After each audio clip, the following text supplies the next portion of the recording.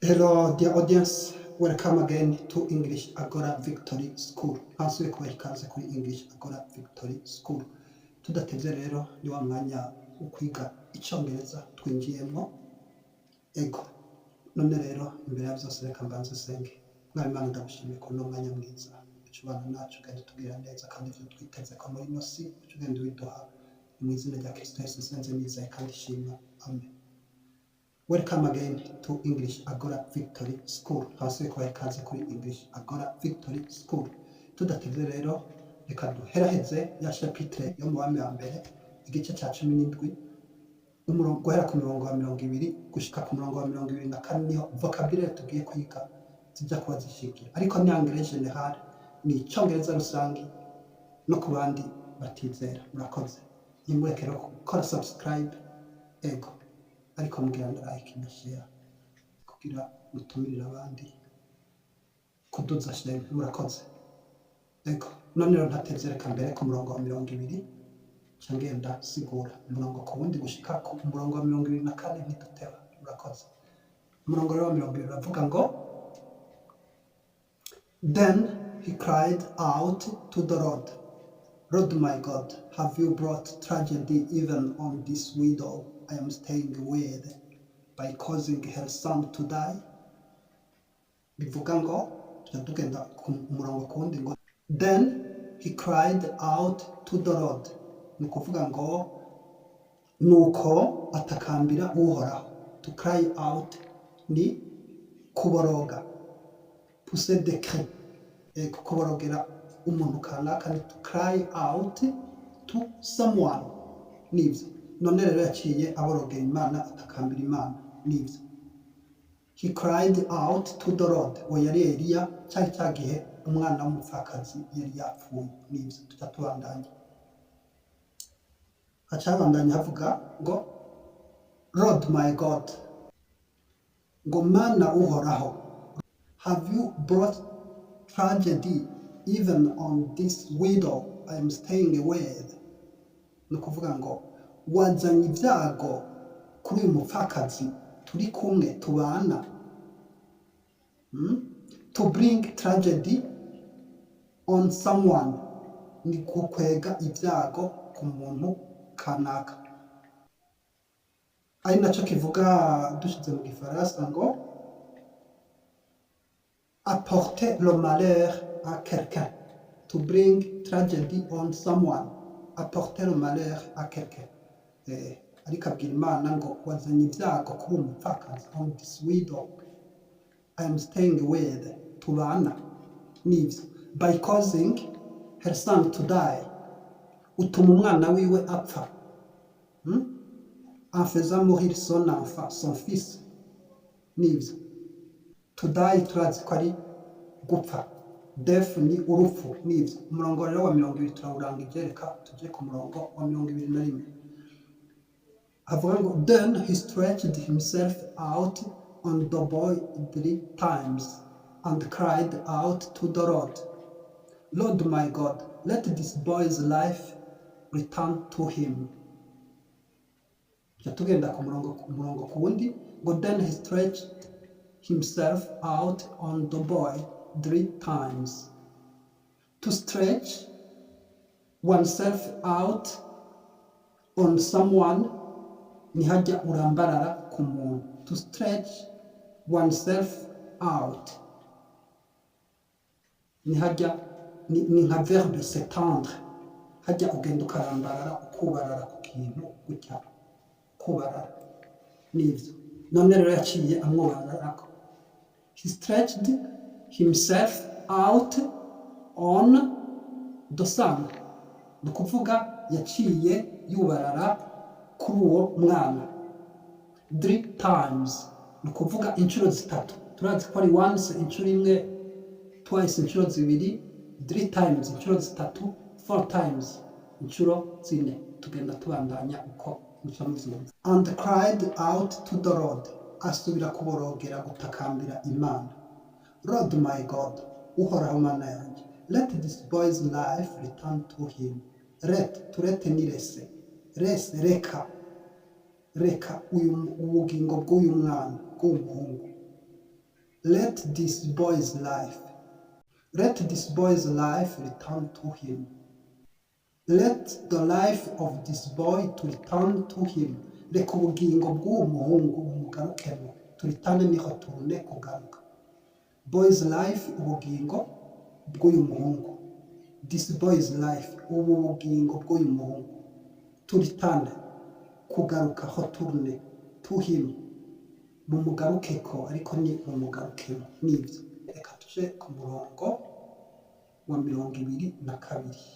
Havuga ngo, the Lord heard Elijah's cry, and the boy's life returned to him and lived. Nuko Uhoraho yumva gutakamba kwa Eliya, hama ubugingo bugaruka muri wa mwana abaho. Tugenda tuge ijambo ku yindi ni the Lord heard Elijah's cry. Ni ukuvuga ngo Eliya yumva, ngo Uhoraho yumva gutakamba kwa Eliya. Heard kive muri the verb to hear. To hear nacyo ni entendre, kumva. Elijah's cry ni the cry of Elijah. Ni ukuvuga amaborogo ya Eliya. To cry ni kuboroga, kuko nduru gutakamba. To cry out ni gutakamba. None Elijah's cry ni ugutakamba kwa Eliya. The Lord heard Elijah's cry. Uhoraho yumva gutakamba kwa Eliya. And the boy's life returned to him. Ni ukuvuga the boy's life ni ubugingo bwa wa muhungu. Returned to him. Bumugarukako. Twari kuvuga into him, ariko to him byerekana direction. Ariko abashatse kuvuga ngo bumugarukamo. Return to him. Twabonye ko turitana ari retourne, kugaruka. And lived, nuko abaho. Kubera the verb to live ni kubaho. The verb to live ni kubaho. Aricyo kivamo the name life. Aricyo ubugingo cyangwa ubuzima. Nibyo. Turagiye ku murongo wa 23. Ahavuga ngo, Elijah picked up the child and carried him down from the room into the house. He gave him to his mother and said, "Look, your son is alive." Tugijambo ku yindi no kuvuga ngo Elijah picked up the child. Ni kuvuga ngo Eliya aterura wa mwana. To pick up ni guterura. The child, umwana. Children n'abana benshi nibyo. Elijah picked up the child.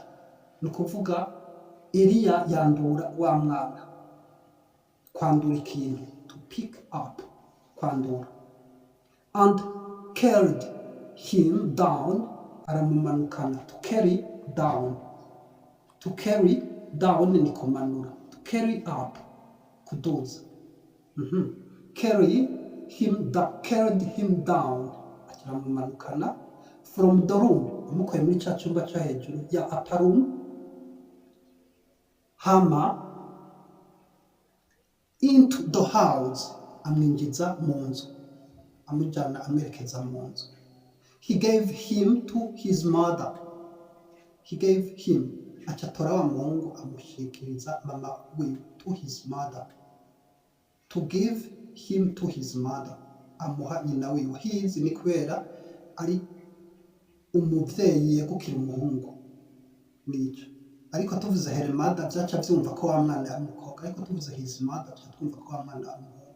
Ibyo tuzo. And said, kive muri the verb to say. Hanyuma aravuga ngo, look, raba, your son is alive. Umwana wawe ni muzima. To be alive ni kuba muzima. Nivyo. Reka tuje ku murongo wa 24 ari nawo wa nyuma. Then the woman said to Elijah, "Now I know that you are a man of God, and that the word of the Lord from your mouth is the truth." Tugere ijambo ku yindi havuga ngo, then the woman said to Elijah. Nuko uwo mugore abwira Eliya. To say to someone. Then the woman said to Elijah, uwo mugore abwira Eliya, woman turazi ko ari umugore, said kivuye muri the verb to say, to Elijah abwira Eliya, now I know that you are a man of God. Yavuze ngo now I know that, maintenant je sais que, uno munsi ndamenye ko, ubu ndamenye ko, now maintenant ubu, I know that, to know ni kumenya, ndamenye ko, you are a man of God, uri umuntu w'Imana. Nkawe kuvuga a woman of God, mugabo a man of God, uri umuntu w'Imana. Man turazi ko ari umugabo, ariko yashatse kuvuga tiwero medoje, uri umuntu w'Imana. Nibyo. And that the word of the Lord from your mouth is the truth. Kandi ko, and that the word of the Lord, ijambo ry'Imana, from your mouth, riva from your mouth, mouth ni umunwa, la bouche, is the truth, kwa ukuri. The opposite of the truth ni dorai, ikinyoma, nivyo. None rero turarangije. Reso y'uno munsi ni uko umuntu yomenya ko kwizigira Imana ari vyiza. Bizeye Imana barasengera umwana hanyuma arakira. Ni ukuvuga Imana, mu Mana hari ubushobozi, mu kwizera hari ubushobozi bihuye n'icyo Imana yagomvye. Nuko murakoze. None rero ca mugenda mugira subscribe, like, share and comment. Ni ukuvuga subscribe mushaka no kugira s'abone, bivana n'ururimi mukoresha, like kugira bikunde platform nayo ishobore kugenda ikwiragiza heshi. Nivyo naho hanyuma murakoze. Mwemana ndabashimiye mu mwanya mwiza twabayemo, kandi tugenda tugira neza ijambo ryari twigishe, hanyuma icyo twiteze ko muri ino si tugenda kituronka ko shimwe n'icyo ari cyo genda bivyawe n'ubuzima bwa Kristo Yesu nsenze nizeye kandi shima. Amen.